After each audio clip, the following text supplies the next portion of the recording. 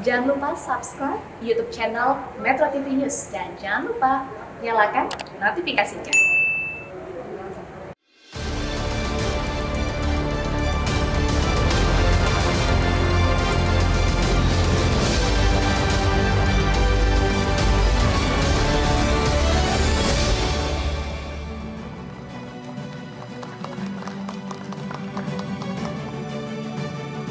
Selamat malam para pemirsa, ketemu lagi di Hot Room dengan saya, Hotman Paris. Di akhir tahun 2021 ini, Hot Room akan mereview gaya kepemimpinan negeri ini. Ada pimpinan kita yang kecebur masuk got.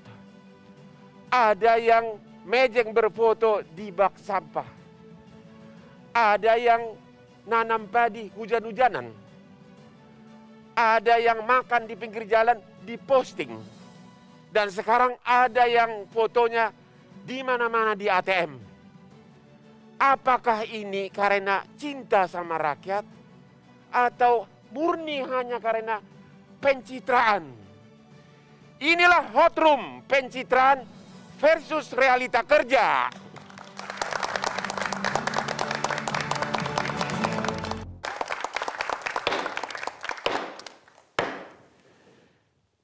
Untuk membahas topik ini, sudah hadir di ruangan ini para tokoh kita yang kita hormati. Di sebelah kanan saya adalah Bapak Hendry Satrio, pakar komunikasi politik. Selamat malam Pak.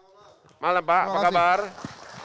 Yang kedua yang sangat Bapak kita yang berbobot, Bapak Ray Rangkuti, Direktur Lingkar Madani Indonesia. Selamat malam Pak. Selamat malam Bang. Yang ketiga Bapak Ipang. Maunya dipanggil Pak Ipang ya, yaitu Direktur Foxpol Center. Malam Bang Hotman. Yang terakhir, Bapak kita yang sangat antik tapi berbobot, Bapak Sujiwo Tejo, budayawan. Oke. Jadi persoalan ini memang bicara tentang persepsi dan citra. Aja. Citra Bang dan persepsi. Ya. Jadi memenangkan hati rakyat karena kita butuh elektoral, Ya. itu yang kemudian apa yang dikerjakan oleh menteri itu harus diketahui oleh publiknya, oleh masyarakatnya. Jadi dia nggak nangis-nangis Ibu Risma itu udah dianggap cukup. kerja. Dianggap kerja. Marah pun, meledak-ledak pun dianggap kerja sama masyarakat. Ya. Sehingga musibah terbesar politisi atau pejabat kita adalah dia kerja tapi tidak dianggap kerja. Nah, pada kondisi yang ini, Pak Basuki ini kan dianggap kerja. Urutan Kerjanya ke-13 nyata. tapi. Ya, tapi kan kemudian dianggap oleh publik, di hasil survei Foxpol pun nggak masuk top Ya. of mind gitu. Bahkan Bu Risma masuk kementerian yang berkinerja baik. Ya. Ada 17%. Padahal Bu Risma baru loh ya dibandingkan Pak Basuki. Ya, artinya benar. Pak Basuki itu udah 2 periode. Benar. Nah, ini yang kemudian memaksa Bang, dia sebetulnya tidak mau melakukan pencitraan misalnya. Tapi ketika bicara Pak Basuki, dia kerja ingin lihat hasil saja. Ya. Tidak ada sikap setelah itu. Tapi hasil surveinya, konsekuensinya, dia nggak masuk ke top of mind, nggak masuk. Survei menteri popularitas nggak masuk, ya. Justru Bu Risma yang masuk. Ini yang membuat politisi sebenarnya tidak mau melakukan selimut pencitraan itu. Ya. Tapi karena ini elektoral dipilih oleh publik, dipilih masyarakat, sebuah keniscayaan kalau dia tidak ada sikap setelah itu. Sikap dalam arti itu, ya itu yang kemudian disebutkan begini Bang. Bu Risma ini, ya model Bu Risma ini kan ada dua ya Bang, ada dua pendekatan, ada dua. Model pertama, dia tidak meledak-ledak ya, model baik saja. Ya. Tapi kurang dikenal, kurang diingat masyarakat, tidak menjadi perhatian rakyat. Ya. Tapi ada model kedua, destruktif, marah-marah, meledak-ledak, tapi dikenang oleh masyarakat, mudah diingat masyarakat dan dianggap lama dirasakan masyarakat, di benak masyarakat gitu.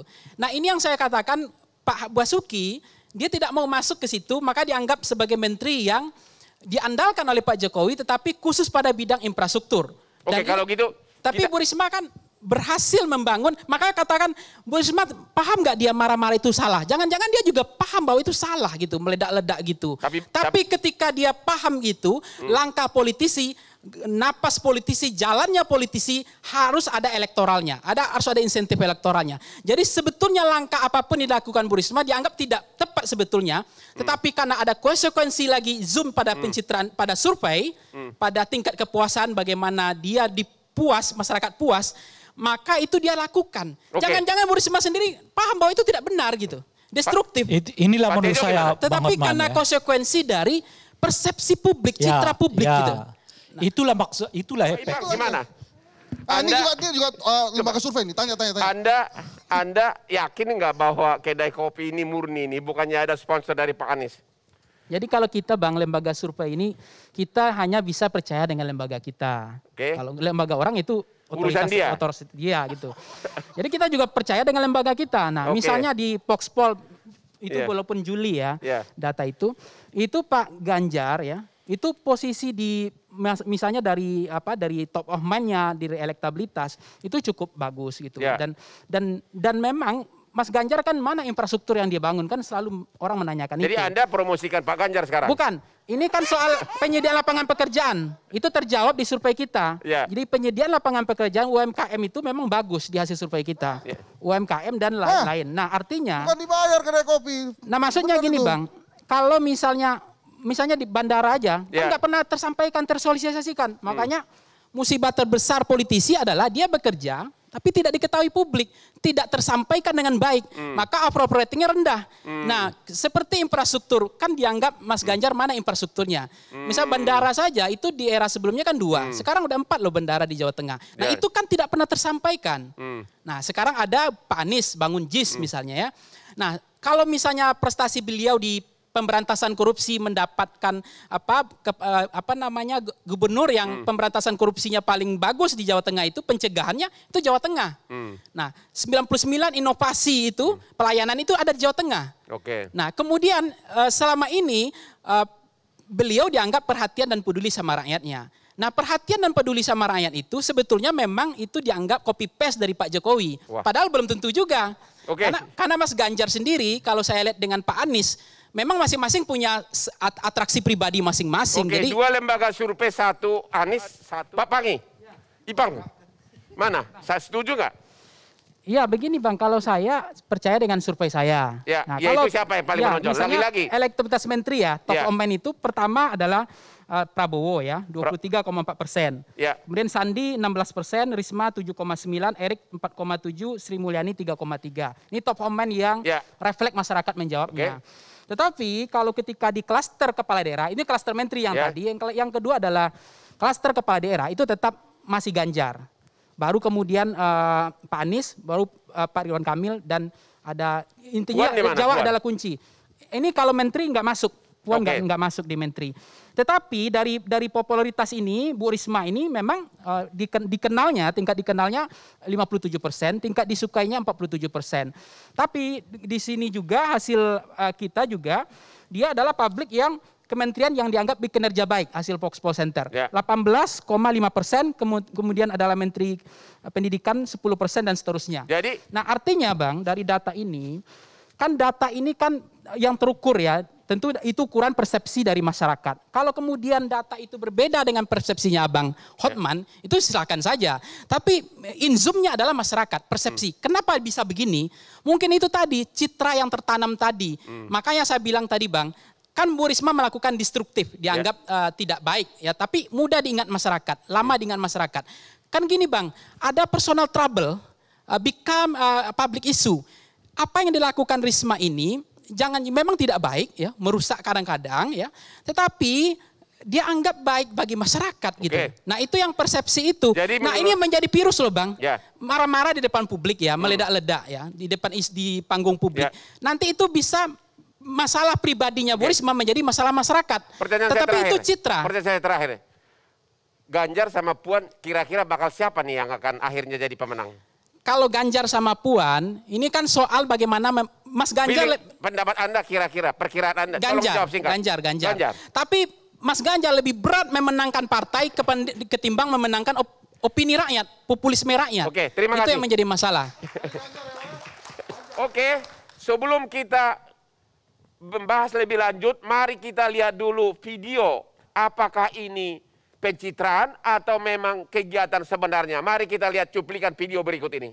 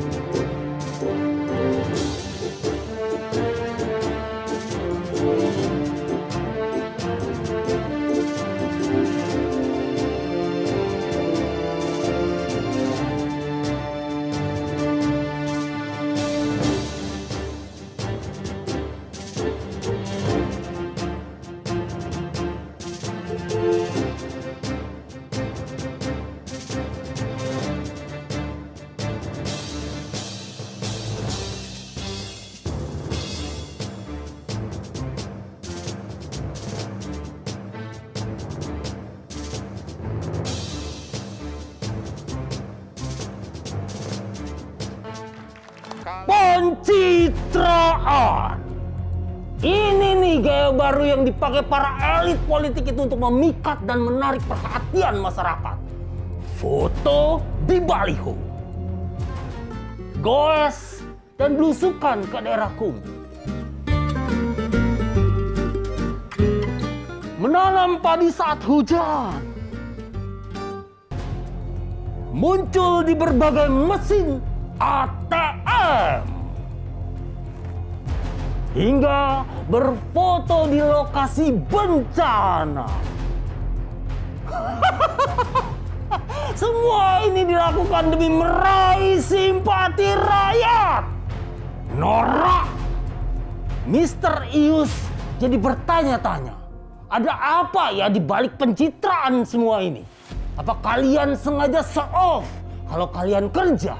Kalau kalian itu aktif, kreatif, dan responsif, begitu? Atau jangan-jangan ada maksud terselubung di balik itu semua? Wahai bapak-bapak dan ibu-ibu pemimpin negeri ini, kami semua tidak keberatan dengan tingkah pola kalian yang mejeng sana sini. Asal tugas dan tanggung jawab kalian semua bisa terlaksana dengan baik. Jangan kalian asik sendiri dan melupakan kami semua dalam berjibaku melawan pandemi. Ingat, kami semua mendukung kalian yang bekerja nyata dan bukan sekedar tebar pesona.